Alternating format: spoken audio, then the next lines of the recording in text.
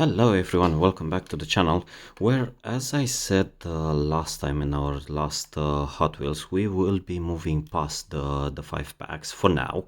I still have several and those are more diverse than the Chevrolet 5 pack. And today we have something we've never had on the channel before, a drag Hot Wheels. So this is Matt and Debbie's Hayes 1988 Pro Street Thunderbird. Unfortunately, I'm not really sure what this means. Matt and Debbie's Hayes might be from a movie, from a TV series. I'm not really sure.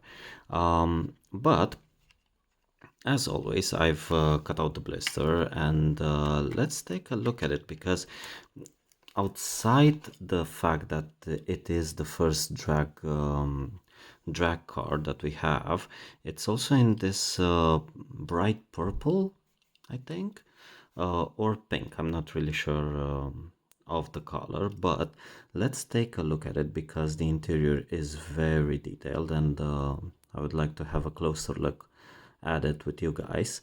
And the whole car in general is heavily modified for drag races. But that being said, let's look at the name first. So it's a Ford Thunderbird from 1988, heavily modified for drag. And starting in the front, we can see the supercharger. So basically this would be an intake for a supercharger. These things, the drag cars, have a monstrous, so to speak, a monstrous engine, and they need a lot of intake.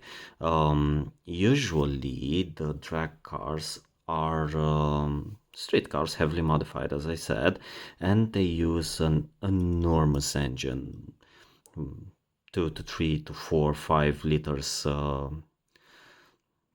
engines that will give them a tremendous amount of power, but on a short term. So these are not daily drivable cars or usable in races, for example. No, these need to make the most amount of power on a quarter mile or half kilometer. I'm not really sure on that, but usually this sport is in America and they use the imperial system. That's why it's quarter mile or something else.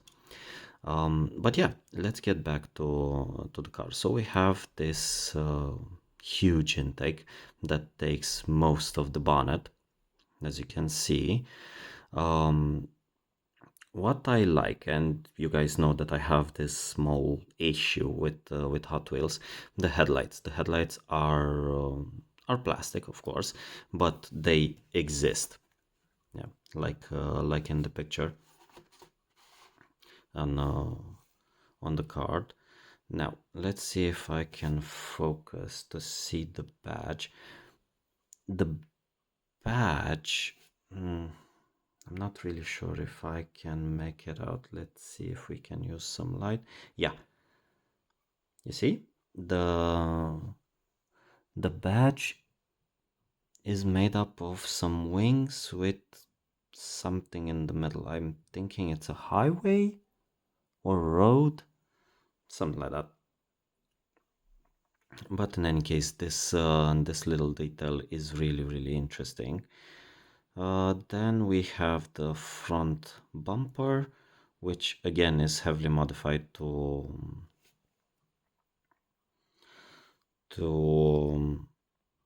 repel air or make it as aerodynamic as possible, with some neat little details like this thing. Yeah. The underside, we have again some details. These look to be fans, if you can see. Again, maybe for channeling air to create a low pressure strip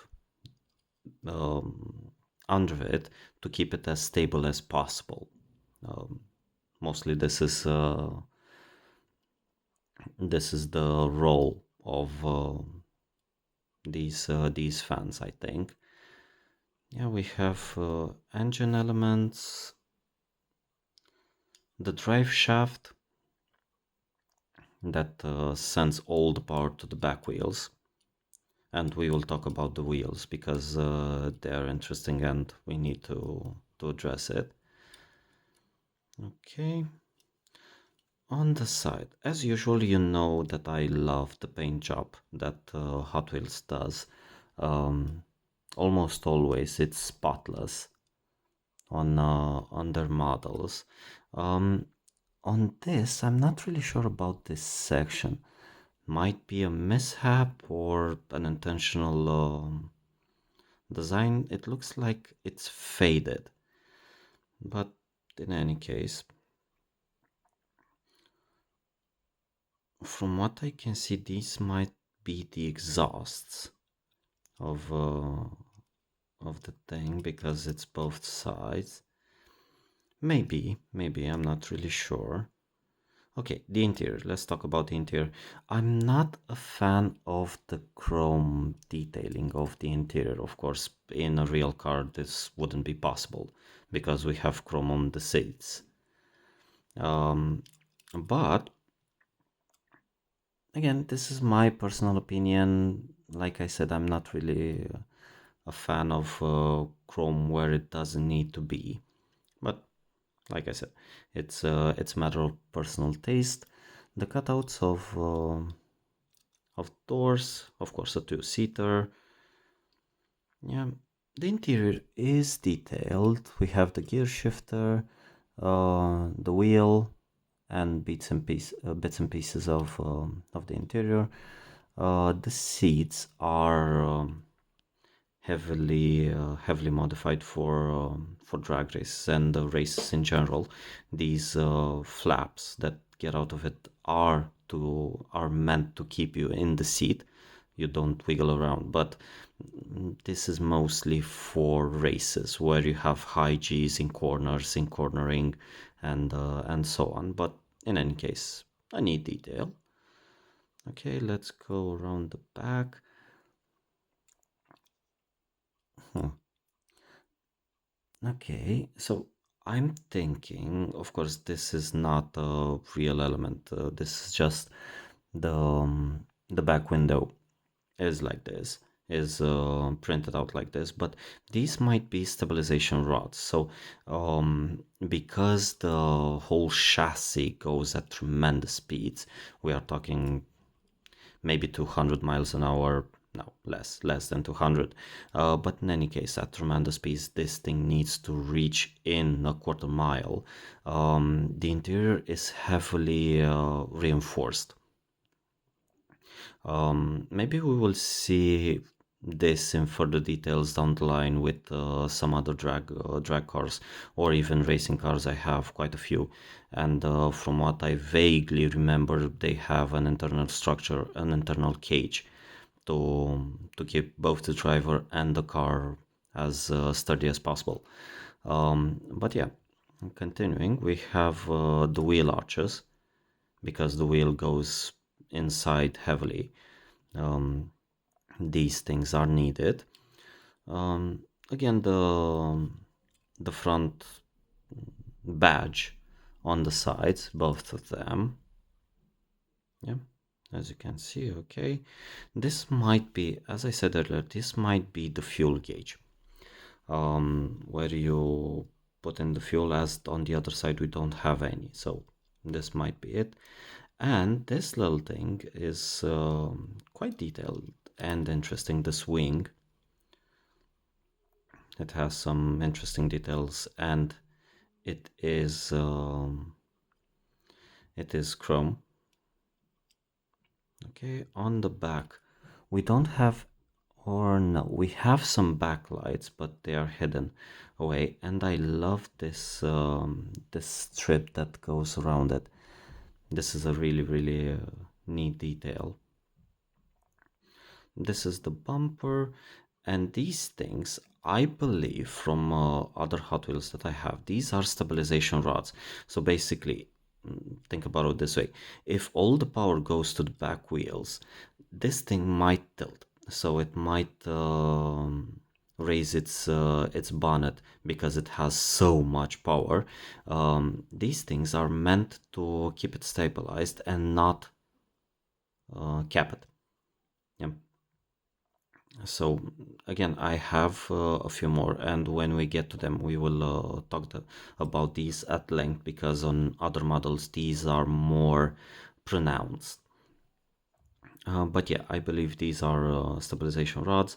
The back bumper, as I said, the bumper, as I said, and this thing, I'm not really sure what this is. Yeah, I'm honestly not sure. But in any case, the wheels, of course, there is a difference. But the thing is that on drag cars, this is usual. So the front wheels don't really do much outside keeping it on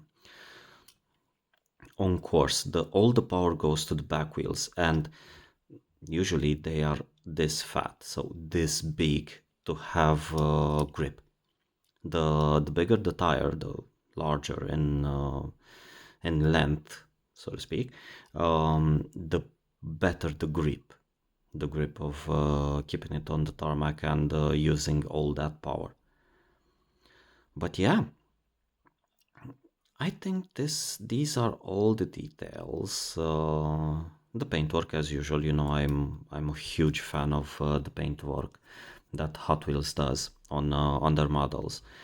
But yeah, that being said, I would really love to know your opinion on this. Leave a comment down below.